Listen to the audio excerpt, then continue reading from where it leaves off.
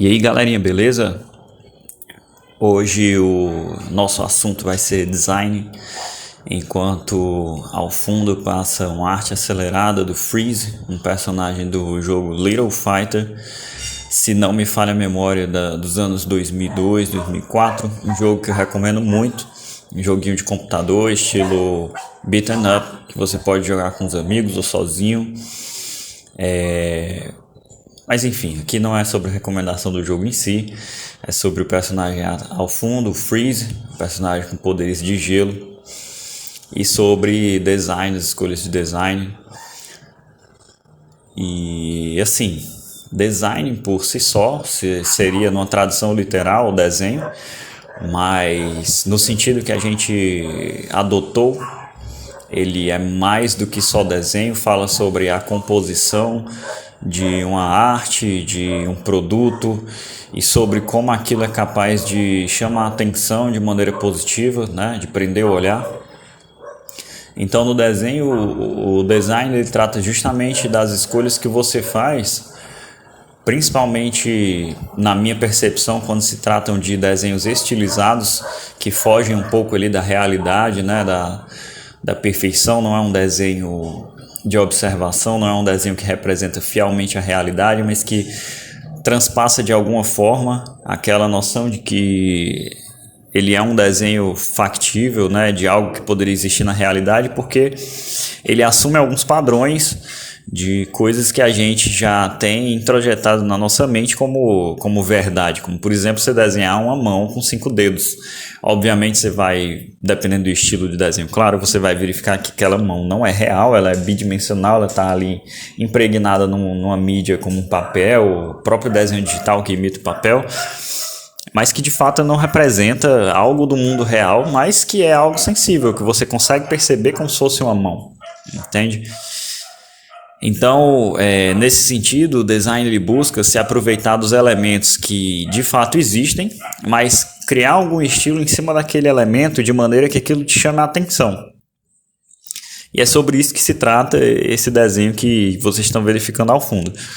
O meu desenho em si, o meu estilo de desenho, ele já tem um pouco de estilização. Eu não gosto muito de trazer essa pegada do realismo, porque para mim o realismo ele é algo que é sensível e facilmente percebido, e você pode, por exemplo, tirar uma foto. Claro que não exclui a beleza da habilidade do desenhista de conseguir desenhar algo realista, eu também consigo fazer isso, claro, mas isso é muito importante para o processo de aprendizado do desenho, porque é preciso que você consiga desconstruir a forma, conheça bem a forma, para posteriormente desconstruir. Então a ideia aqui é tentar entender por que o design desse personagem ele é tão interessante, ao mesmo tempo que vou fazendo aqui uma fanart do próprio personagem, obviamente no meu próprio estilo. Pode ser que eu deixe o link aqui na descrição do vídeo para vocês verificarem os jogos da franquia, que tem o 1, o 2, tem alguns joguinhos novos que particularmente eu não gosto, mas assim, que levam esse mesmo traço, esse mesmo estilo, que lembra muito Cavaleiros do Zodíaco, com uma pegada assim meio Dragon Ball. Pode ser que isso transpareça também no meu estilo, não sei, isso fica a critério de vocês. Mas o fato é que esse é um design que ele é muito aprazível, ele traz ele chama muita atenção, traz muito essa coisa do dinamismo, exatamente como a pose que eu coloquei, uma pose menos estática, né? Que você vê a linha da coluna sofrendo um movimento, e ao mesmo tempo eu também fiz a escolha por um estilo de desenho mais focado ali naquele padrão de animação / quadrinho. E você vai perceber que eu não fiz um trato final da line art, mas foi uma escolha meio estética, meio prática. Né? Não vou dizer só por preguiça, mas porque muitas vezes a gente deixa de fazer as coisas esperando ele atingir um potencial ideal da perfeição ou mais próximo disso, mas às vezes é preciso que você faça mesmo sem você estar ali no seu máximo, porque na verdade pode ser o máximo daquele teu dia, tá ligado? Você nunca vai estar sempre 100%, mas você pode usar aquele 100% do seu dia para realizar alguma atividade, e a minha intenção era essa, já que nem sempre eu tenho tanto tempo para praticar arte, para praticar desenho. E aí eu estava pensando sobre o tema design e sobre como isso me pega também, sobre as escolhas que eu acho maneiras, legais, e quis colocar isso no papel e fui fazendo sem me preocupar realmente com a line art, focando mais nessa ideia de que era uma coisa meio quadrinho, meio suja também. Lembrando um pouco aquela pegada do desenho do Jack Chan, não sei se a galera que é meu público hoje vai lembrar, mas vocês podem dar uma verificadinha aí no Google, As Aventuras de Jack Chan. Tinha muito essa pegada da linha vazada, que ela não era totalmente delineada com a line art perfeita. E vem um pouco disso também. Eu gosto dessa escolha estética, de ver ali um pouco sujo, mas sabendo que é proposital, que está ali com um motivo específico, não foi simplesmente solto e deixado por fazer como algo que não há dedicação em si. Mas é mais nessa pegada de que eu particularmente curto muito a linha. Claro que eu tenho outros desenhos que eu faço online art mais limpa, acaba dando um destaque maior à cor, mas existe a sua beleza nessa bagunça, digamos assim. E aí segue nossa arte ao fundo. Alguns pontos eu gostaria de destacar sobre o meu método, né? Basicamente você vai ver logo no começo que eu faço uma divisão de camadas. Como eu fecho a line art do desenho, por assim dizer, para evitar que ela fique vazada. E aí eu seleciono o fundo com a Magic Wand, a varinha mágica, e depois faço a inversão de seleção. Isso vai selecionar exatamente o personagem onde ele está. Depois cria-se uma camada por cima, certo? Daquela seleção. E ainda selecionado, eu pinto com qualquer cor e coloco a matiz extremamente branca, extremamente próximo do branco. Depois crio umas camadas e coloco em clip mask em cima da camada principal. E a partir dali colorir fica bastante fácil, porque você não vai vazar a cor. Então é só você fazer as escolhas de valores de cor, de tons, matizes, e ir colocando por cima. Costumo também dividir o desenho em cores base e por cima crio uma camada multiply para fazer as sombras. Normalmente eu uso uma ou duas sombras, ou vou selecionando as cores na camada multiply e já aplico por cima um contorno um pouco mais escuro, usando aquela própria cor para fazer a sombra.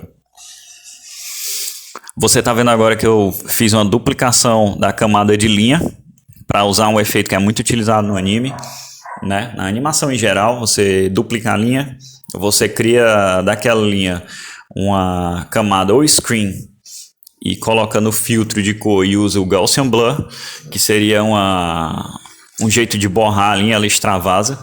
E daí eu fiz a diminuição da saturação, né, da camada, fui diminuir a opacidade da camada e dar esse efeito legal, como se a linha tivesse sido suavizada. Agora sigo, né, a ilustração, vou fazendo, como estava falando, faço a divisão de luz, de sombras, as sombras sempre por baixo, luzes por cima. Normalmente eu vou utilizando essas cores que eu acho maravilhosas, são muito aprazíveis, muito, muito boas de usar, que são tons mais frios, próximos ali do azul, principalmente o rosa, o roxo, para fazer as sombras, e um tom oposto, que seria mais ou menos o amarelo ou os verdes, para fazer a iluminação. É algo muito utilizado também na animação.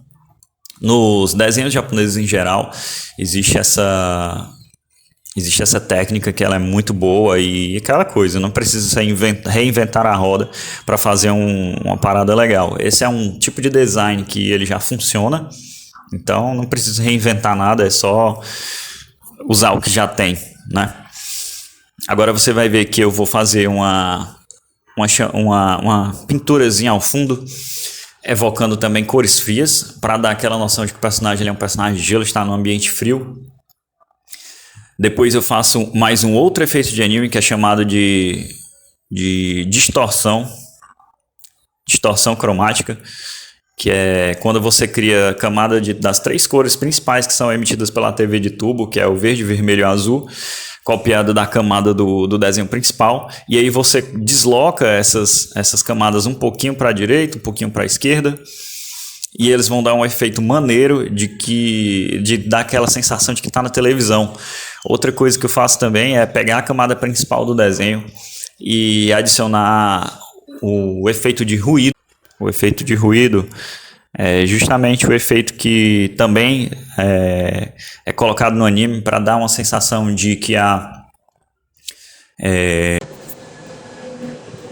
para dar uma noção de que há uma textura, porque isso é muito aprazível aos olhos, essa textura. Textura no geral, os olhos são acostumados a enxergar textura em tudo. Você olha para a parede, tem uma textura, a madeira tem outra textura, o tecido tem outra textura.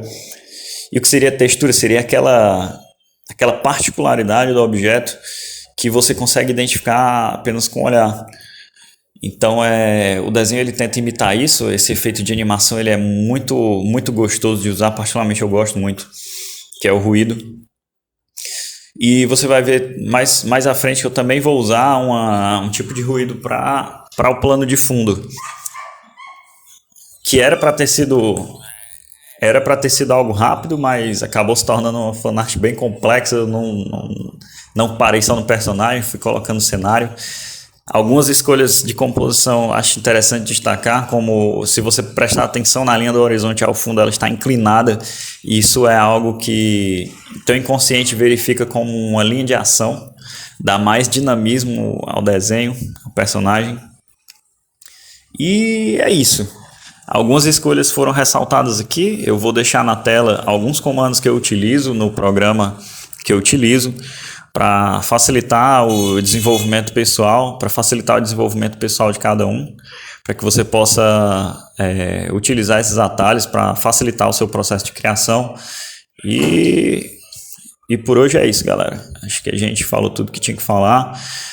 Curte, comenta, compartilha. Se você tem alguém que curte arte, quer aprender, esse canal está iniciando. A gente vai começar a montar alguns tutoriais explicando passo a passo do processo de como funciona a criação da arte do zero, começando com a ideia de anatomia, um pouco de perspectiva, as escolhas de coloração, e tudo isso são projetos para o futuro que a gente está começando agora. E é isso. Se você tiver alguém que curte desenho, que gosta ou gostaria de aprender, ou que só queria um videozinho para assistir no tempo livre e ver alguma coisa legal, segue a gente aí nas redes sociais, dá aquela força, dá aquela moral. E é isso. Se você tiver alguma sugestão também, fique à vontade para escrever nos comentários, e vamos nessa. Valeu, falou!